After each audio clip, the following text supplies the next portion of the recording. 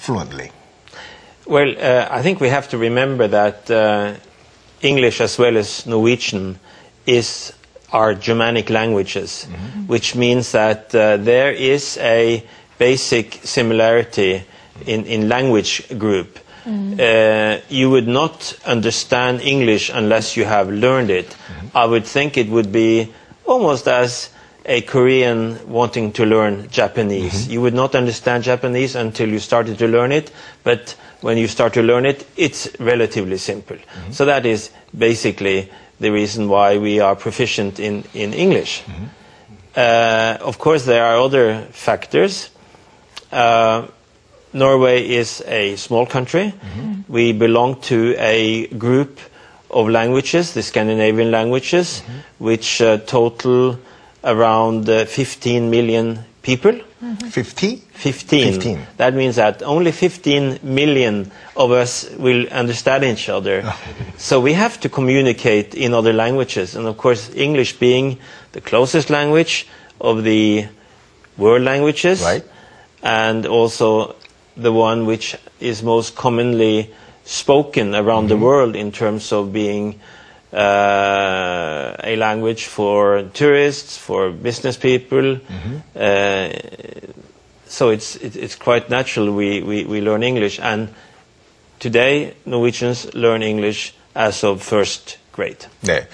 일단은 그 노르웨이어가 영어와 같은 뿌리, 우리가 한국어와 일본어가 같은 뭐 어순인 거와 같이 그런 뿌리가 같기 때문에 이제 배우기가 쉽다라는 장점이 있다고 말씀하시고, 그러니까 노르웨이와 또 스웨덴 같은 그 스칸다나비아 전체를 통틀어 봤을 때 1,500만 명이라고 하거든요. 네네. 서울시 인구밖에 안 되는 거죠. 네. 그러니까 이 나라 국민들이 이제 전 세계를 상대로 이제 살아남기 위해서는 어떻게 보면 나름대로의 국제 공용 언어인 영어를 배울 수밖에 없었다라고 말씀하시네요. 네. 참 이 대사님 말씀을 듣다 보니까 이게 네. 언어가 갖는 힘이에요. 사실 그렇죠? 예, 네. 이 국민을 통합시키기도 하고 또 파워풀하게 만드는 것도 또 이 언어인데. 맞습니다. 네, 교수님, 이 지금 대사님 말씀 들어보니까 이제 노르웨이 언어하고 그다음에 영어가 어순이 비슷하기 때문에 일단 그 큰 장점인데 우리는 또 그게 아니잖아요. 그렇죠. 영어하고 한국어하고.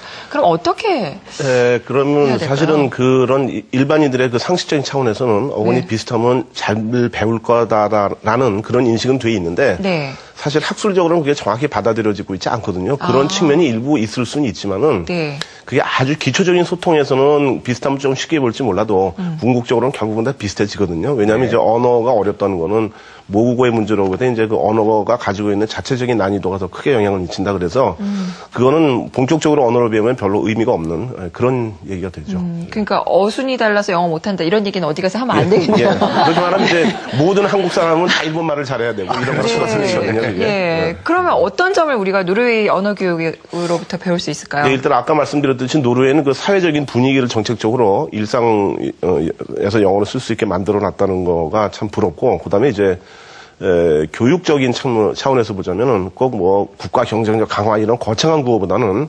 일상생활에서 소통을 잘할 수 있는 그런 그 영어 국민을 만들자 뭐 이런 소박한 어떤 목적이 오히려 잘 먹히고 있다는 거고, 그걸 위한 교육 제도상을 살펴보려면은 이 노르웨이 그 영어 교육은 크게 축을 두 가지로 볼 수 있거든요. 하나는 학생 중심이고 또 하나는 교사 중심입니다. 두 가지입니다. 네. 그 얘기는 뭔가 하면 이제 당연히 뭐 학생 중심은 당연한 건데 여기서 이제 주의해야 될 게 이제 교사 중심인데 우수한 교육이 되려면은 우수한 교사가 있어야 되고 우수한 교사는 철저한 훈련을 통해서 양성된다라는 거라서 이 사람들은 교사 연수 제도에 남다른 노력을 기울이는 걸로 알고 있거든요. 이제 그 각종 프로그램도 굉장히 실질적으로 다양하게 돼 있고 그 한 예로 예를 들면 이제 사범대 학생이라고 봐야죠. 이제 미래 영어 교사가 될 대학생들은 한 학기나 두 학기 정도 영어권 국가에 가가지고 공부하고 오게끔 그런 제도가 마련돼 있을 정도로 굉장히 영어 교사, 미래 영어 교사, 뭐 영어뿐만 아니라 다른 언어 교사도 마찬가지라 그러는데 특히 이제 영어 교사 같은 경우는 그런 식의 제도적 받침을 통해서 교사 양성에 주력을 하고 있기 때문에 그분들은 이제 그 원어민 이런 개념보다 우리 손으로 교육시켜서 우리가 가르친다라는 것이 굉장히 성공을 거두고 있고, 그다음에 이제 교육적인 측면에서 봐도 그냥 단순하게 생활 회화를 가르치는 것이 아니고 소위 그 주제 중심 통합 교육 과정 그래가지고 어떤 주제를 정해놓고 그 내용을 영어로 어떻게 표현하느냐 하는, 즉 뭐냐면 결국은 일상생활에 나가가지고 써먹을 수 있는 영어, 그 중심으로 가르치는 것이 그 성공의 비결이라서 이런 걸 저희가 도입해서 활용하면 참 좋을 거라고 생각되네요. 네. 지난번에 핀란드 대사님도 그렇게 말씀하셨는데, 그렇죠. 예, 그 교사에 투자를 하고 우수한 교사를 양성하고 확보하는 것이 정말 중요한 관건인 것 같습니다. 예. 정말 그 정확한 교수법을 알고 계시는 교사를 양성하는 것이 영어 공교육을 살리는 가장 좋은 지름길이라고 생각하죠. 네, 맞습니다. 자, 그럼 주제를 조금 바꿔볼게요. 노르웨이 이너 너셀이라는 말 있는데 혹시 들어보셨나요? 들어봤죠. 네. 이 노르웨이에 있는 모든 빼어난 풍경을 한 번에 볼 수 있는 여행 코스 아닌가요? 예, 맞습니다. 그러면 거꾸로 우리나라도 좀 많이 물론 시간이 많지 않으셔서 이제 네. 많이 다니진 못하셨겠지만 그래도 다녀보시지 않았을까 싶은데 우리나라 다녔던 곳 중에 혹시 기억에 남는 곳이 있으신지, 예, 좋아하시는 곳이 있으신지 궁금하네요. 네. Among Korean tourist attractions or destinations, what kind of destinations would you pick as the most memorable places, if I may put it that way? I go very often to Yongpyong. I have my own ski competition, cross-country competition in Yongpyong every year, so that the Koreans can enjoy cross-country skiing, and perhaps it will be some advantage to your people when you are now promoting Pyeongchang once again in 2018. I go to the East Coast. I was 3 weeks ago at Semangong. 아, 네네. 네. Very impressive. I have been most of the places in your country. 네. 일단 한국의 여러 군데를 다 거의 대부분 다녔었다고 말씀하시고 방금 새만금도 말씀하시고 네. 또 이제 노르웨이가 또 추운 국가다 보니까 네. 이제 스키를 좋아하셔가지고 용평 스키 네. 리조트는 거의 뭐 크로스컨트리 스키와 또 스피드 스키 여러 가지를 즐기시기 위해서 가신다고 하시네요. 네네. 그러면 이제 한국 사람들에 대해서도, 많은 느낌을 갖고 계실 것 같아요. 네. 한국 사람들 아까 빨리빨리라고도 말씀하셨는데, 그래도, 아무래도 이제 4년 동안이나 사신 국가니까 네. 좀 어느 정도의 애정이 좀 있지 않을까 싶은데, 네. 한국 사람들에게 받은 인상이 있다면 어떤 것들이 있을까요?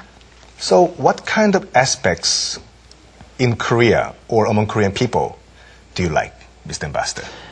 Well, I think you combine a very generous attitude towards foreigners, very accommodating, pleasant, with at the same time directness. I mean, there's very often, at least in business, there's no doubt what the Koreans mean, and they are not afraid to express their opinions. I like that. I feel that actually, in many ways, Koreans and Norwegians are not that much different. 네. 일단은 마지막에 이제 한국 사람들과 노르웨이 국민들이 그렇게 다른 점이 없다라고 말씀하시면서 한국 국민들의 그 특징 두 가지, 좋아하시는 게 두 가지가 있다고 하시는데 하나는 친절함, 왠지 뜨끔한데요. 두 번째, 그러니까 직선